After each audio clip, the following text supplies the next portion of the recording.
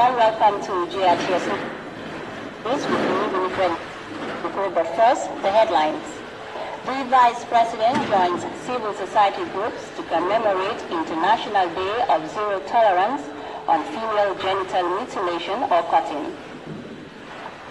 The Chief Justice embarks on a nationwide tour ahead of the Truth, Reconciliation and Reparation of Africa's Free State Province hosts Africa's biggest sailing weekend.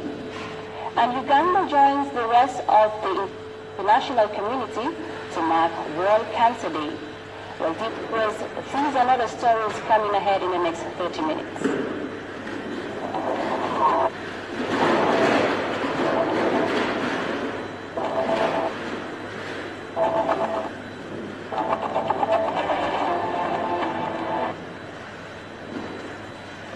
Thanks for joining us.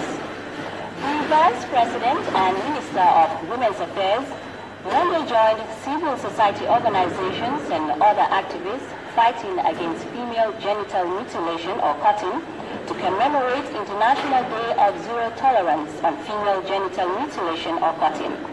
The event was organized by the Catalan Agency for Development in collaboration with UNFPA and the WASU Gambia Cafe. Pastor Janin tells us more. The second International Forum on Female Genital Mutilation or Cutting, headed by the Catalan Agency for Development in partnership with WASU Gambia Cafe. Despite efforts being made to discourage the practice, Professor Adriana Kaplan, the Executive Director of WASU Gambia Cafe, said FGMC prevalence still remains high globally and decline is much slower than expected. FGMC has a negative social impact because of cultural values. In Europe, a practice is a profound professional development and growth who have suffered and reinforces prejudices and stereotypes. More than 2 million blacks and women have been caught in 40 countries in Africa, the Middle East and Asia, including the Gambia, where FGM is widely practiced. FGM is recognized internationally as a violation of the rights of the girl and women and constitute an extreme form of discrimination against women due to the severe health consequences and the pain and risk involved. The two international forum attracted across magistrates, policymakers, community as well as religious leaders and youth. The conference aimed to protect girls and women under the framework of the European Union funded project, adopt evidence into action of management and prevention of FGM. Progress is one of the three that have been financed through thematic calls for proposal in 2017 by the Union, of which we have evolved to General Official Envoy in Youth looking to empower women who form a significant chunk of the youth population. I stand here with you in solidarity when I call on all stakeholders for the effective implementation to end FGM laws. The cycle requires addressing any currently existing gaps in the law.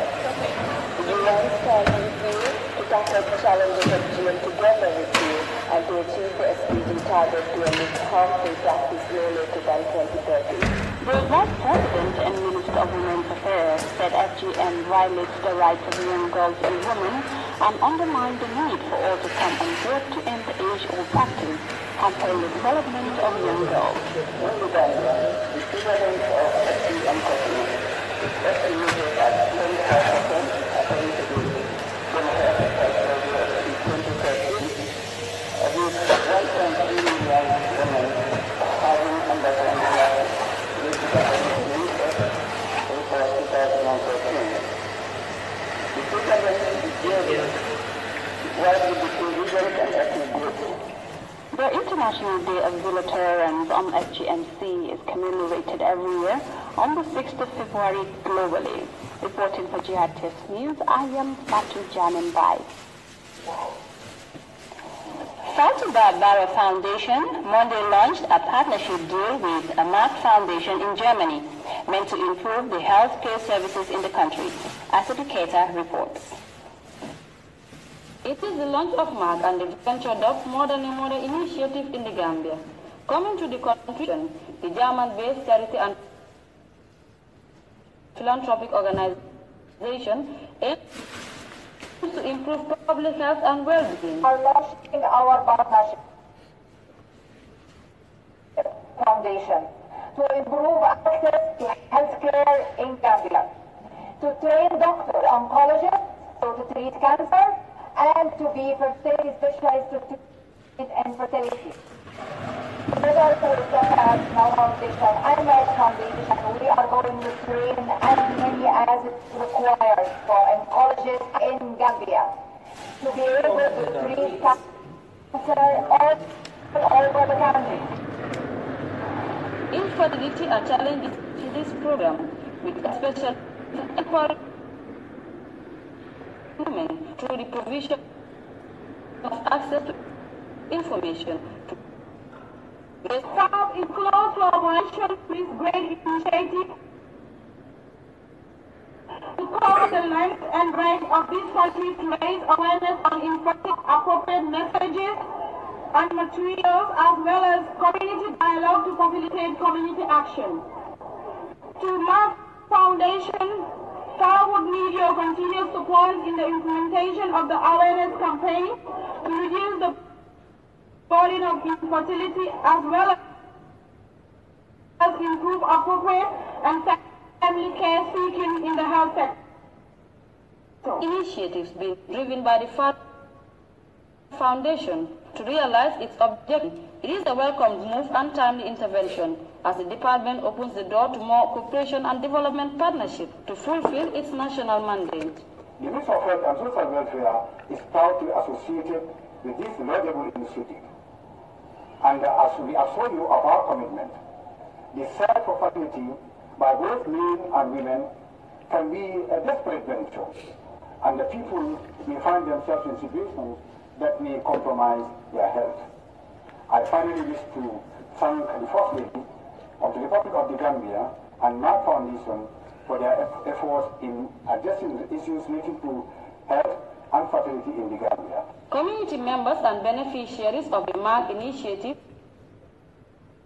each took turn to offer words of gratitude to the Foundation for their laudable gesture. Cash amounts and who individually went home with 5 ventures to support their families. This was followed by more cash presentations to various women groups. In a colorful climax, for a special ambassador for Mark Foundation. As health remains dear to my heart, I wish to reiterate that I wholeheartedly accept this offer with the hope of changing the lives of many women and families for the better. In ensuring this, I have been engaged in various humanitarian ventures intended to improve the lives of vulnerable groups of society. My overall ambition to contribute meaningfully to improve the lives of all Gambians, with particular focus on women and children. In the first intervention by the Mark Foundation in the Gambia, women groups and leaders are being empowered to consolidate social development initiatives. The event marks a momentous beginning of what looks to be a rewarding partnership, bringing immense gain for the local population. For GRTS News, I am Aissatou Keita. The Director of Finance and former Managing Director of Gamtel, Banding Silla and Babukar Sanyang respectively, Monday appeared before the Janet Commission of Inquiry to shed light on the 28 million Delasi National Assembly, Gamtel and Mobicel contract. Suma Jadama has details of that story. In his testimony, the Finance Director of Gamtel, Banding Silla, stressed that he was not initially and adequately informed about the National Assembly, Gamtel and Mobicel contract until sometime in 2015. I wasn't involved in the process. I came to know about this particular project on the 13th of January 2015 by an email. an email was sent to one of our directors, Director of Customer Service, and it was copied to some of us, informing us that a project has been awarded to Gamtel by the National Assembly, and a letter was attached to that email. Silla explained that the contract had put the country's telecommunication giant at a loss for paying $1,400,000 to Mobicel as a penalty fee for the late transfer of National Assembly payment into Mobicel account. Since then, I was disconnected from the system. I didn't hear or know anything about the system or the process until after some time I received a request, a payment request that came from the same Director of Customer Service, addressed to the Managing Director through my office. Then that was a part payment of about $14 million. But the funds were going to come from the National Treasury Department. Gamtel, he continued, did not score a single butut out of the said contract.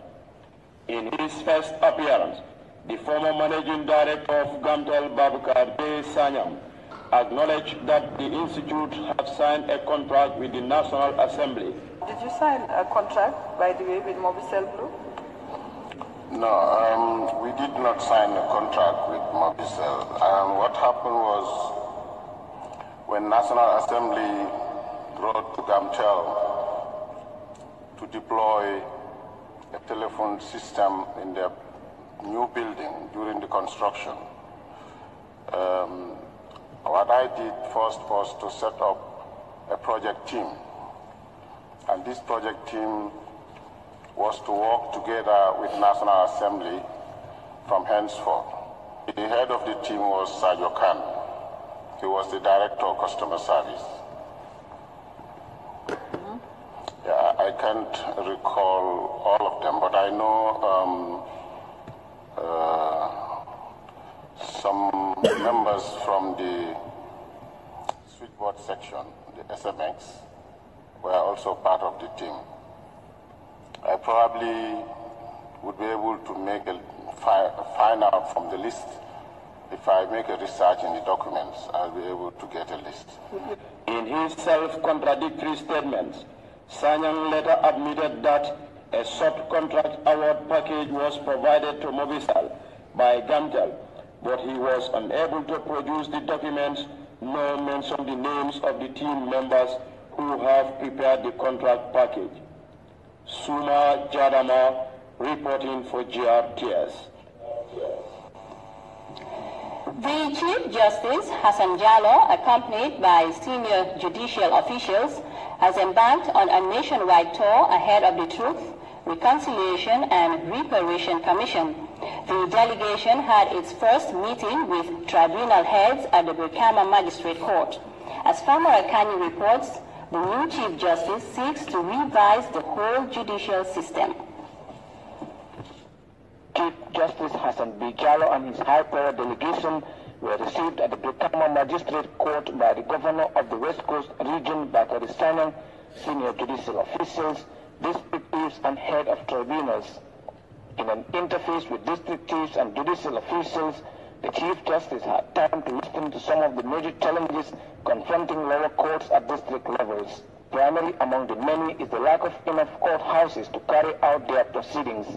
The limited number of court clerks have also hindered their performance in proper record keeping. For the Governor of the West Coast Region, Bakari Sanang, the visit by the Chief Justice is very crucial and timely. The remuneration for their court members, the court scribes, I think these are people who are also working with them, but they are not being paid salary. And probably the most important thing is that we do not have enough scribes. Not all these disabled have scribes. Another reason we complain is about courthouses where they need to conduct their tribunals. In his response, the Chief Justice of the Republic of the Gambia, Hassan B. Jallow, underscored the importance of local courts in the country's legal mechanism. He promised to revive the operational standard of tribunal courts by providing them with all the logistic and technical support to be able to effectively carry out their functions. The Justice of the Peace is a very old, well-established office in the administration of justice. Briefly, they have responsibilities relating to the authentication of certain documents, and under certain circumstances also a number of justices of the peace can exercise certain judicial functions. And from them also we can select some people who can become commissioners of oaths as well. He tasked the chief and tribunal heads to remain impartial in the execution of their judgments while calling on all Gambians to be law-abiding. From the magistrate court, the delegation proceeded to the Brikama High Court, where the Chief Justice presided over the official appointment of 12 members of the Justice of Peace Commission, an ancient British judicial instrument inherited by most of its former colonies. Yamundao Jan Job is one of the 3 females appointed to the commission. I'm going to intensify the peacemaking process, especially within my own district and my own region, that is West Coast region, and the Fenugin Tankanana in general. I will try and as much as possible to intensify the reconciliation that is going on within the region and my district. The delegation later proceeded to the Sibanor Magistrate Court, where the Chief Justice emphasized on the need for capacity building programs for staff and renovations to be one of his topmost priorities. The talk continued to order judicial installations across the Lower River region. Reporting for GRTS News, I am Famarakani. After a series of appearances, the Finance and Public Accounts Committees of the National Assembly Monday adopted Central Bank of the Gambia's 2016 Financial and Activity Report. Morubajan was there and furthering this report. Prior to the adoption of the 2016 Financial and Activity Report of the Central Bank of the Gambia, deputies as well as Buba Jada of Gambia Public Procurement Authority engaged its officials on their compliance with the authority. We observe that the Central Bank has put in place a functional specialized procurement unit, but some of the procurement transaction was not done by the non-member of the specialized procurement unit, which particularly refers to the fuel, air ticket, which violates Section 50 of the Public Procurement Act. So the implication, procurement may be individualized, accountability and transparency are not assured.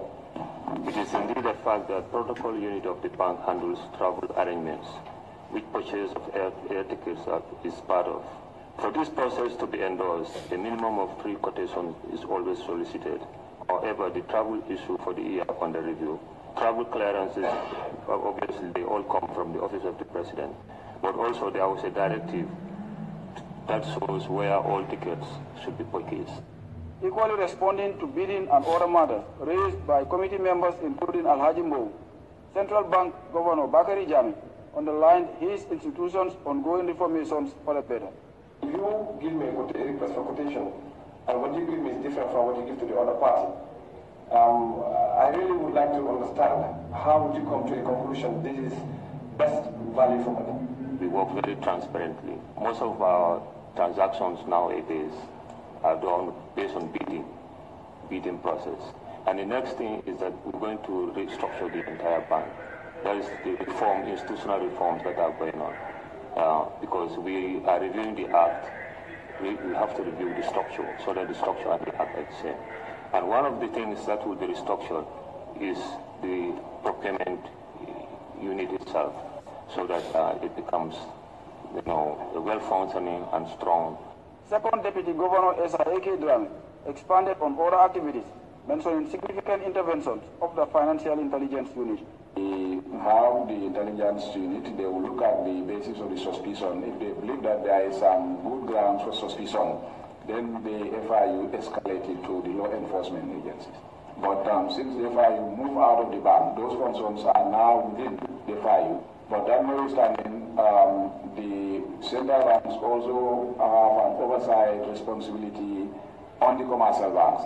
So we also look at their compliant, AML compliant issues such as KYC and so on. With a mainly compliant score of 79%, the bank's reports were finally adopted. Modu Bajan reporting for GRTS News. Meanwhile, the Chinese embassy in Banjul Monday presented electronic equipment to the National Assembly in Banjul. The donated items include laptop computers and other accessories worth about $14 million meant to support parliamentary and administrative work of the National Assembly. Ibrahima Jallo tells us more. Came following a visit to China by a delegation of the National Assembly members led by the Speaker of the House, Honorable Mariam Jack Dintin, in September last year. The gesture was meant to ease the hardware challenges of deputies and administrative function of the Honorable Assembly. The Chinese ambassador to the Gambia, Zhang Jiming, described relations between the two countries as reconnected after the two countries halted diplomatic relations. Ensuing expeditious establishment of inter-parliamentary bilateral friendship groups in the National Assembly of the Gambia and the National People's Congress of China demonstrates how much importance the two sides attach to this relationship and how high its expectation is for the inter-parliamentary links. Your visit to China also paved the way for the subsequent state visit to China by His Excellency President Barrow, which brought the overall China-Gambian bilateral cooperation into a new era. The Speaker, who received the gadgets on behalf of the deputies, thanked the Chinese government for the support. She acknowledged the need for the donated material to facilitate the work of the Assembly. Office equipment worth over $14 million by the National People's Congress of the People's Republic of China to the National Assembly of the Gambia, for which we are very grateful. And we say thank you very much, and it's much appreciated. The need to equip the Legislative House with latest devices was evident, given the continuous technological evolution. The minority leader and member for Nyamena Dankunku, Honorable Samba Jallo, and the member for Banjul South, Honorable Farmata Njai, described the gesture as timely and necessary. It's all geared toward facilitating our office work. If you look at the equipment, it combines laptops, printers, proners. And then, you know, as you heard during the presentation, is over $14 million. And actually, this will enhance the work of our offices. If you imagine 90 laptops, how many members of parliament do we have? I'm not saying each member of parliament will get a laptop, but if you look at it, we have 58 members of parliament, and it is already 90 laptops with almost 70 printers. This will take the National Assembly a long way without actually going in for buying this material. This can suffer for years. So actually it's a very good gesture. It will ease our, not only the administrative, but also the work of the MP, because obviously this day and age, if you don't have a computer, you won't be able to do any work. It is not only going to be beneficial to us, it is going to be beneficial to them in terms of exchange of ideas. Gambian lawmakers also hope to reciprocate the gesture by the Chinese to ensure a win-win situation. Ibrahima Jallo, GRTS News. Delegates from the Gambia, Ghana, Guinea, Nigeria, and Sierra Leone are currently in Banjul for the 42nd Technical Committee meeting of the West African Monetary Zone. The forum seeks to enhance monetary integration and harmonize policies under a unified West African Monetary Zone. Seni Marena tells us more. The Gambia is playing host to another high-level sub-regional meeting bringing together financial players across West Africa. Discussion here center on cardinal pillars of institutional reforms for effective service delivery, payment systems, financial market integration, as well as macroeconomic policy convergence and trade integration in West African Monetary Zone. Lamin Kamara is the permanent secretary at the Ministry of Finance. This meeting would provide the platform to take stock of the level of progress made towards achieving a monetary and economic union. This platform will also provide the opportunity for deliberation on strategies and policies that will enhance monetary integration and harmonization of policies, both fiscal and monetary policy included under a unified WAMS zone region. Across West Africa, growth has been challenged by many factors, but states have been actively revising their physical environments to avoid the downturn. slowly making its way across the continent amid rising austerity. In the Gambia, experts say economic growth slowed down sharply from 4.3% in 2015 to 2.2% in 2016. The Director General of West Africa Monetary Zone, Madam Gossi, gave a chilling situational analysis of the sub-region's economic performance. Macroeconomic performance and status of development of the convergence criteria at end June 2017 shows that performance generally improved in the zone during the period under review, characterized by Nigeria's substantial recovery from recession, rebound in international commodity prices, and pro-growth development policy reforms being implemented by member states. Meanwhile, as at June 2017, the Gambia satisfied only one primary criteria on inflation and mystery physical benchmarks in a cross-external reserve, central bank financing of the budget deficit, GDP plus grants. The country, however, met one of the secondary benchmark on exchange rate stability and missed out on the public debt to GDP ratio. Mr. Lassana Kabori, the ECOWAS rep at the meeting, said the monetary integration program remains a priority objective for stronger regional integration. The ECOWAS Commission remains committed to strengthening its collaboration with WAMI, especially within the framework of the ongoing joint multilateral surveillance mission to ECOWAS member states and the ECOWAS-WAMI Joint Task Force on trade-related issues. Financial experts have noted Gambia's commitment to ECOWAS monetary cooperation program, and the new government has vowed to improve its program on the primary and secondary convergence benchmark, as well as its harmonization policy towards the 2020 target date for single currency actualization. Reporting for GRTS News, I am Seni MK Marina. We will take our first break now. We will be back with news from outside the Gambia right after this break. Stay with us. This is EMC. I am Sister Jan. And we are in Kotu right now. We use Africell 4G because it has the widest coverage and fastest speed. Now let me show you why we always choose Africell. We have two phones and they are completely the same. This one has a 4G SIM from another network. But my phone has the real 4G SIM card from Africell. Now let's do a speed test.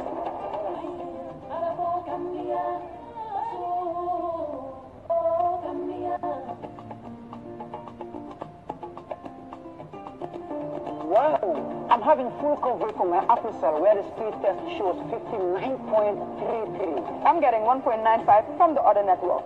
This is the proof.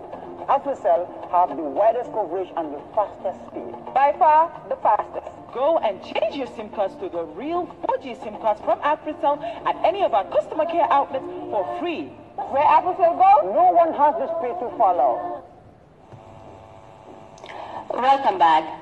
In South Africa, a small town in the Free State province is hosting Africa's biggest sailing weekend. Sailors from all over get together to compete. Here's CGTN Yulisa Nyamila with more. Event hosted by the Lake Dennis Yacht Club over the first weekend in February. Famed for its 21 nautical mile route, the race currently holds the Guinness Book World Record for the biggest inland yacht race in the world. The record number of entries since its inception was 721 boats. All kinds of boats take part in this remarkable race, making it the highlight of a tourist calendar in the small town on the banks of the Vaal Dam, Dennisville. On average, 1,800 sailors from all over South Africa and the neighboring countries descend on the club grounds to participate in this race. Grand Island is one of our main races in the country, where we get a lot of boats in the inland on Vaal Dam. I've done about 6. One we retired, one took us 2 hours, and some have taken us about 8 hours, not quite, about 6 hours to finish. And then there's a difficult call when the wind is not blowing, whether we just come in and go home. I enjoy sailing on the keelboat with the crew, And skippers, we thoroughly enjoy it, and it's just in our blood. That's why we come back all the time. The Round the Island Yard Race is also a family-oriented event. The winds are very light this time of year anyway, beginning of February. For beginners. And good for beginners and very good for families. There's lots of father-daughter teams, lots of father-son teams, and on the keel boats, lots of families joining it. And sailing is a great way to just come out, get a bit of fresh air and sail. I've been sailing with him since I was 7. So we sailed Hobie 16 in the beginning and then started to hit onto the Tigers, which has become absolutely amazing. The event is held at the Val Dam. Val Dam is South Africa's biggest dam by area and 4th largest by volume. It has more than 800 kilometers of shoreline, making it a favored destination for water sports enthusiasts. Judicial, CGTN, Dennisville, South Africa. It's the annual event.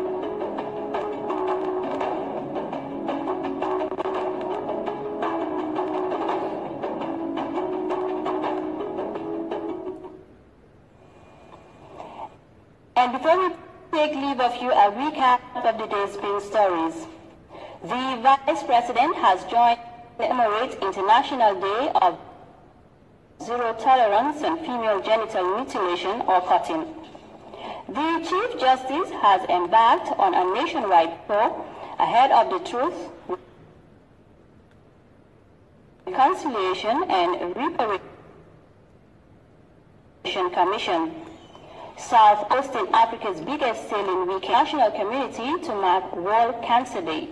Well, viewers, that was all in this edition of the News at